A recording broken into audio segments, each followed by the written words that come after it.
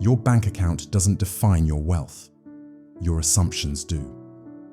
The world may tell you to measure your prosperity by numbers and possessions, but true abundance begins with a state of being, a quiet, immovable inner knowing that you are already that which you desire. You are not reaching for wealth, you are remembering it. You are not striving to become someone else. You are awakening to who you already are. That feeling, that vibration of certainty, is what bends the world to your command. You don't become rich by chance. You become rich by truth, the truth of your being, the truth of your assumption, the truth of your I am. This is where so many fall short. They pray for abundance while affirming lack. They visualize wealth while feeling anxious about their bills. They try to manifest from the posture of desperation instead of fulfillment. But reality doesn't respond to your words. It doesn't respond to your effort. It responds to your assumption. What you are being is what you are creating. What you are embodying is what you are projecting. And what you project will always find its way back to you. You don't have to wait for wealth. You only have to live from the knowing that it is already yours. That's not delusion. It's creation. When you act from the end, you collapse the distance between your present and your desire. You declare, not with words, but with your state of being, that the universe has already responded, that there is nothing more to ask for, nothing more to prove. You walk like someone who already received the deposit. You speak with the grace of someone who's free. You rest, not because you're tired, but because it is done. Now breathe. Inhale the idea that everything you've ever wanted is already present in potential. It is not arriving, it is already here, waiting for you to assume its reality. And when you do, when you feel it in your bones, in your breath, in the way you move, the world must conform. Because the world is not outside of you. It is a mirror of your most consistent assumption. And where do assumptions begin? In silence, in stillness, in the sacred space between thought and form, where imagination reigns and identity takes shape. Wealth does not start in a paycheck. It starts in a whisper, a vision, a quiet moment of awareness where you see yourself not as a seeker, but as a creator. The richest person in the room is not the one with the biggest balance. It's the one whose imagination is aligned with their destiny. In the silence of your own consciousness, you can assume the role of the abundant one. You don't have to tell anyone. You don't have to perform. You simply enter the stillness, close your eyes, and feel it. The peace, the joy, the fullness of being taken care of. You smile, not because of something external, but because the feeling of prosperity is so real within you that it becomes indistinguishable from physical truth. That is the origin of all riches.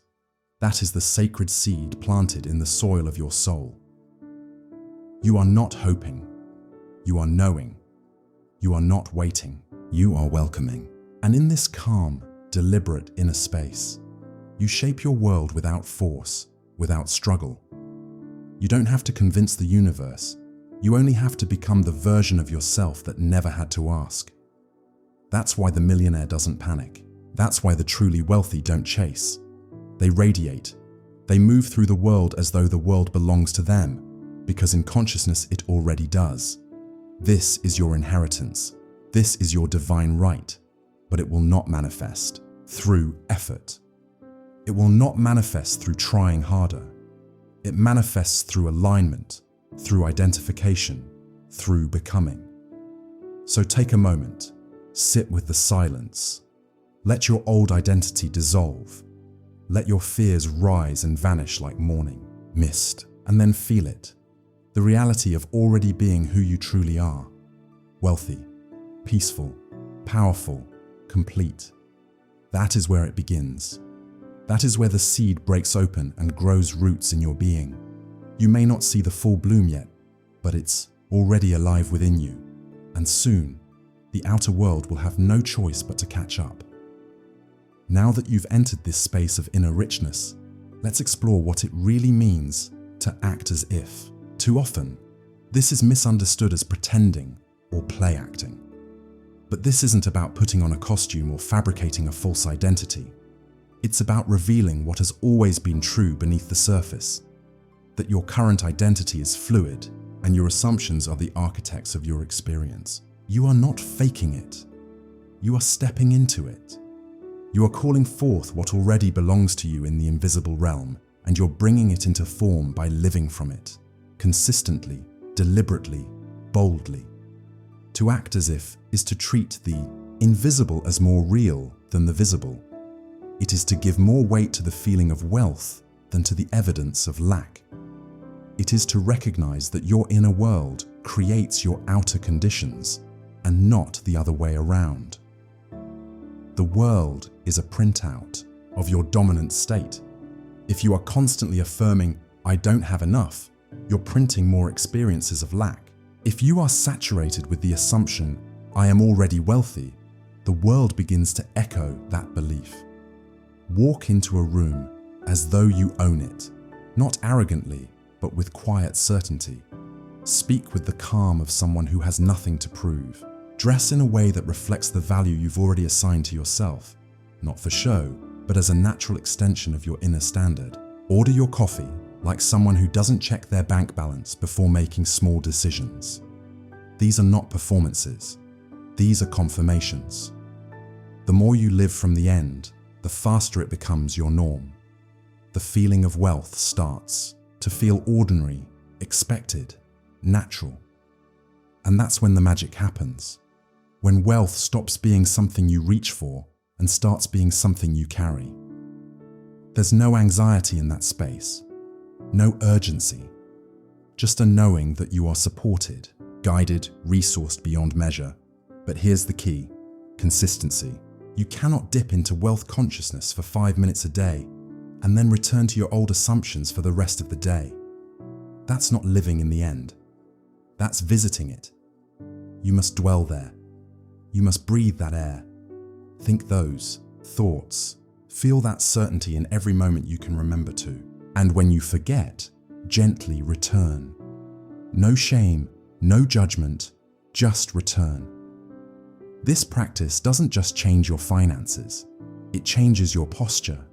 Your nervous system calms. Your relationships improve. Your creativity expands. Why? Because you are no longer operating from survival. You are operating from sovereignty. You are no longer reacting. You are radiating. That is the power of assumption. That is the power of choosing to be the version of you who already has it. The universe responds to certainty. The universe moves for the one who knows. Not hopes, not wishes, not begs, but knows. And you have access to that knowing at all times. Every breath is a chance to remember. Every moment is a doorway into the state of the wish fulfilled. You can choose it right now.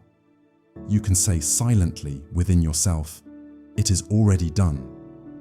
And watch how the world rearranges to meet your new identity. Because that's all it's ever waiting for. Your permission. Not for the wealth to be earned, but for the wealth to be received. And receiving is not passive. It is a bold, active stance. It is declaring with your being, "I am already living it. I am already grateful for it. I am already shaped by it." Let the mirror reflect what you hold within. Wealth is not on the horizon. It's already present. Your only task is to see it, feel it, and walk in it. Every step forward from here is not toward wealth, it is as wealth. That is the path. That is the way. And you are already walking it. You've come this far not by accident, but by resonance. Something within you already knows this truth, and it's calling you deeper. Because wealth is not found, it is remembered. And your remembrance is your return. Your assumption is your creation. Your feeling is the gateway. So what do you feel right now? Are you aligned with the vibration of lack? Or are you choosing, deliberately, consciously, to embody the vibration of abundance? You don't need to get it perfect. You just need to begin.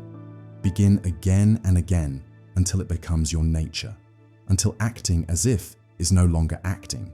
It's just who you are, because that version of you is already alive. You're not becoming, you're revealing, you're remembering, you're returning, and with every breath you take in the spirit of that truth, you unlock more of it, not because you're earning it, but because you're assuming it.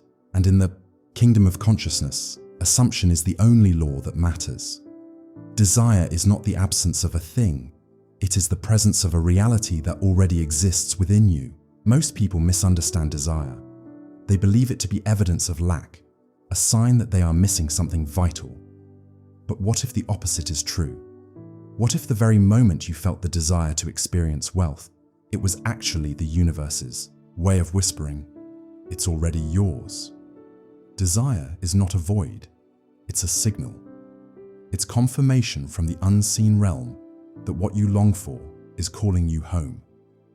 You couldn't desire it if it didn't already belong to you in some invisible, eternal form. Let's imagine for a moment that desire is not a request, but a reminder. It doesn't arise from the emptiness of not having. It bubbles up from the fullness of your spiritual inheritance. You are being drawn, not pushed, into alignment with what's already complete. That's why the feeling of desire can be so overwhelming, so consuming. It is not asking you to chase, it is asking you to trust. And trust means surrendering the doubt, the timelines, the questions of how or when. Trust means embodying the truth that if you desire wealth, then wealth is not something you must attain. It is something you must allow. Allowing begins with identity. You do not say, I want to be wealthy. You say, I am the one who is already abundant. You do not say, one day I'll get there. You say, I already arrived. This is the power of living from the end. When you place yourself mentally and emotionally in the space of already having, you collapse the illusion of separation. You no longer seek. You no longer yearn. You receive. And in receiving, you become magnetic to every person, opportunity, and moment that aligns with your new state. Desire is divine. Let it guide you, not as a tormentor, but as a lighthouse. Every time you feel it, don't mourn the absence of what you want. Celebrate the clarity of what you're remembering. Feel it fully. Let it saturate your heart. Let it awaken your imagination. Then breathe and settle into the knowing. It is done. That which you desire is desiring you back. Your only task is to accept that the connection has already been made. So, what does it look like to live from that space? To truly live in the end? It means you stop postponing your joy. You stop scheduling your celebration for someday. You stop waiting for the evidence to give you permission to feel successful. You feel it now, you dwell in it now. You become so familiar with the end result that anything short of it begins to feel like a lie. You reject the illusion of not yet, and instead you declare, this is my reality. Living in the end is not passive. It's not wishful thinking. It is an act of spiritual precision. You are choosing, moment by moment, to honor the reality that already exists in consciousness. Every time you pay a bill, you do it with the energy of someone who has more than enough. Every time you walk through a store, you move with the composure of someone who could buy anything they wish. Every time you speak, your words are soaked in certainty, not scarcity. This is not performance, it's alignment. You stop feeding the gap between you and your vision. You stop energizing the distance. Instead, you make the end your dwelling place. You return to it throughout the day as often as necessary. You ask yourself not, when will it come? But, am I still living from the end? That question anchors you. It recalibrates your vibration. It returns you to the frequency of the fulfilled wish. When you live in the end, you naturally stop chasing. You stop proving. You stop needing. Because the one who already has does not grasp. The one who already is does not strive. They simply allow. They move with ease. They radiate, and that radiation becomes the force that bends reality in their favor. You may wonder, but what if I fall out of that state? What if I forget? That's okay. Everyone forgets. The key is to return, not with guilt, not with frustration, but with love. You gently step back into the end. You recalibrate. You recommit. Because your end is not a place you visit. It is your home. And the more you return, the more natural it becomes. Eventually, it becomes your baseline. It becomes who you are.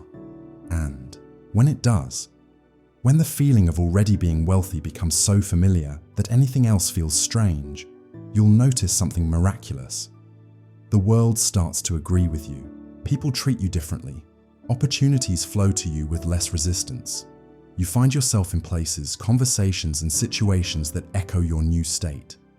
Not because you forced them to, but because you assumed them to. But even before the evidence arrives, you'll feel it within.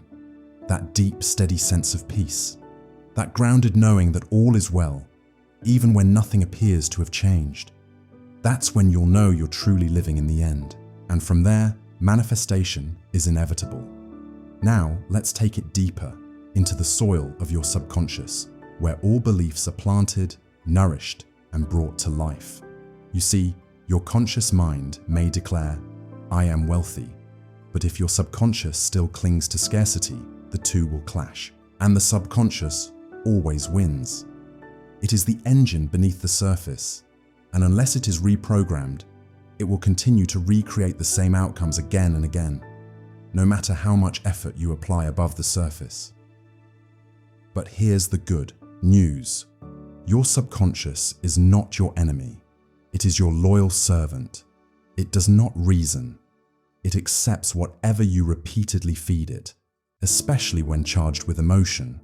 That means you don't have to beg it to change. You only have to consistently show it a new reality, one that is felt, not just spoken. This is the secret. Not repetition alone, but repetition fused with feeling. That is what rewires the brain. That is what reshapes the identity. Every night before sleep, you enter the most fertile ground for subconscious reprogramming. In those drowsy, in-between moments, the gatekeeper of the mind relaxes. This is when you speak to yourself not with hope, but with certainty. You repeat, "I am already wealthy. Everything I touch prospers. Money flows to me with ease." You don't try to believe it. You feel it. You let it wash over you like a warm wave. You sink into the feeling, even if only for a moment. And in that moment, your subconscious accepts the new blueprint. Do this nightly. Be gentle, be patient, but be consistent. You are not trying to force change. You are planting a seed, and the subconscious, like rich soil, will do the rest. Over time, your beliefs shift. Your nervous system calms. Your habits evolve. You start to make choices that align with your new identity. Not because you're trying to, but because you are now someone different. This is not self-help. This is self-creation. You are not fixing yourself. You are revealing yourself. You are not layering on new beliefs. You are excavating the truth that was buried beneath years of conditioning. The truth that you are unlimited. The truth that you are supported. The truth that you are already enough, already abundant, already divine. Let go of guilt around money. Let go of shame. Let go of the belief that you must suffer to be worthy. These are lies inherited from a world that forgot who it is. But you are remembering. And your remembrance is your power. The wealth you seek is not a number. It is a state of being. And the moment your subconscious accepts that state as natural, the material evidence must follow. So repeat the truth. Feel the truth. Rest in the truth. You don't need to hustle for your worth. You don't need to prove your value. You are already valuable. You are already enough. And that knowing, when it takes root, will manifest a life that reflects it in every corner. Reprogramming the subconscious is not a one-time event. It is a relationship. a daily communion with the self that already knows its power. And the more time you spend with that self, the more your world bends to match it. Not because you fought for it, but because you assumed it. And in the realm of assumption, all things are possible. Let go of effort. Let go of trying. The moment you try too hard, you signal to the universe that what you want is far from you. But assumption, real assumption, makes no such claim. Assumption is not struggle. It is not striving. It is quiet agreement with what already is. You don't wrestle with the universe to become wealthy. You agree with the version of yourself that already is. You don't hustle your way into abundance. You align with it. You remember it. You allow it. This is the divine paradox. The less you chase, the more you attract. The more you let go of needing it, the faster it comes. Not because you've abandoned it, but because you've claimed it so deeply that there's nothing left to prove. That's the difference between force and flow. Force says, I don't have it yet. Flow says, it is already mine. When you stop measuring time and distance between you and your desire, you create the condition for miracles. You stop looking at your bank account for confirmation, and instead, you look within. And what you find within becomes the pattern the outer world follows. Letting go is not apathy. It's trust. It's not giving up. It's giving over. You release the anxious grip on how and when, and you sink into the knowing of who and why. You are the one. You are the reason. You are the doorway through which abundance flows. When you stop pressing against life, life opens to you. When you stop trying to get, you become a magnet for receiving.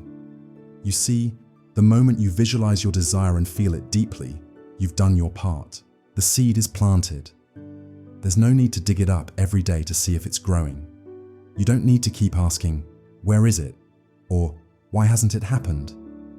That only delays the process.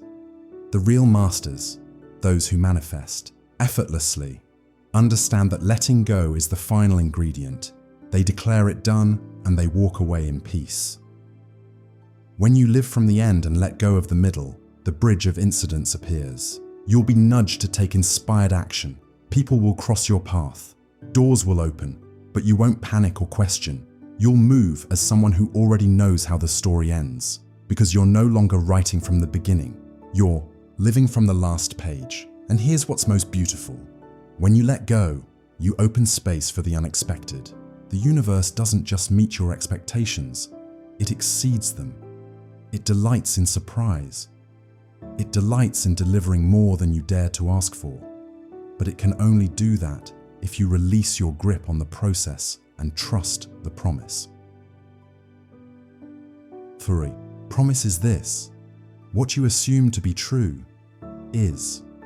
What you persist in feeling must appear. What you embody, you attract. So breathe, rest, and know it is already yours.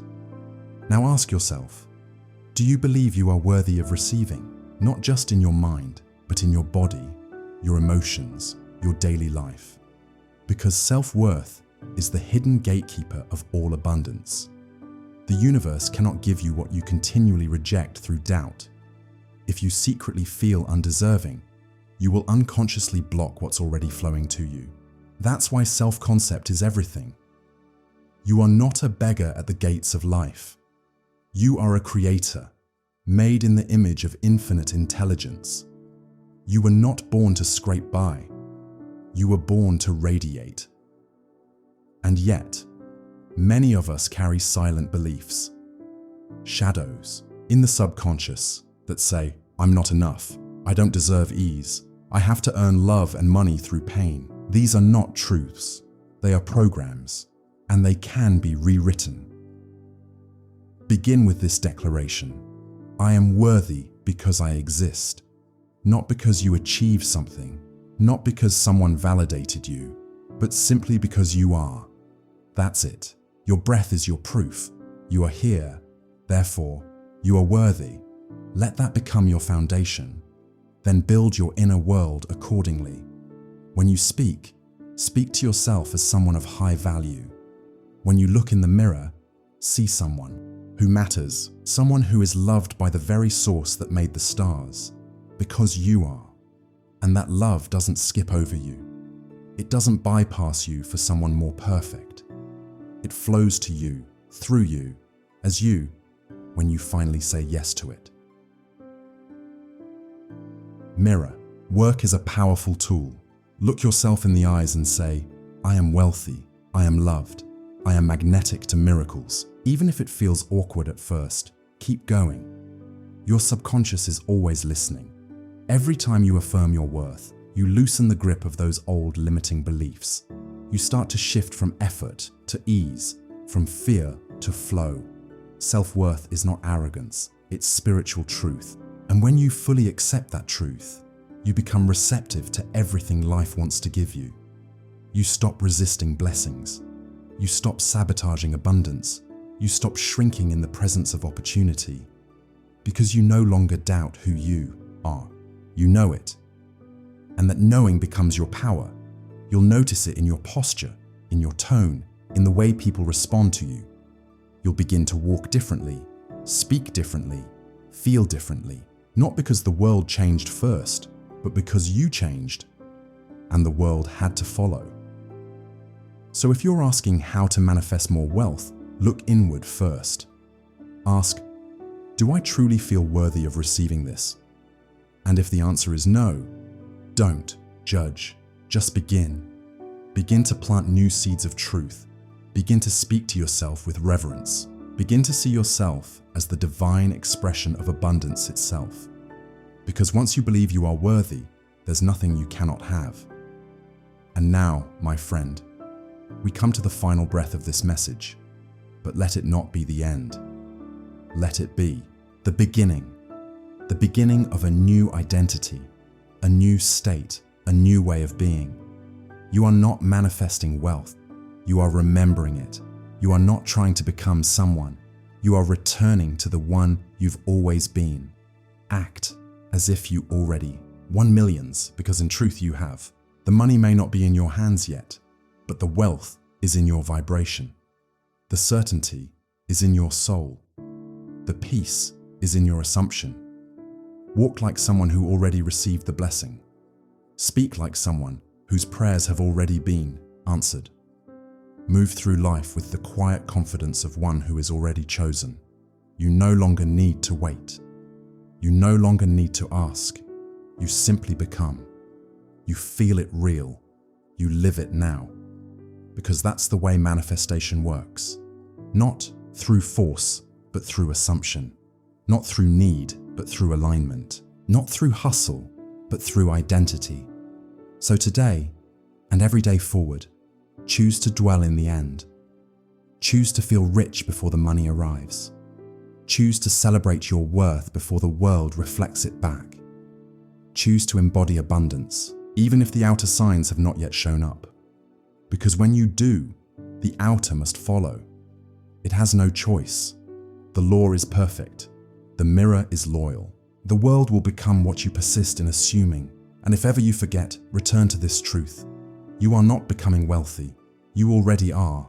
And now, you simply allow the world to catch up. You are wealth in motion. You are abundance in form. You are the wish fulfilled. It is done.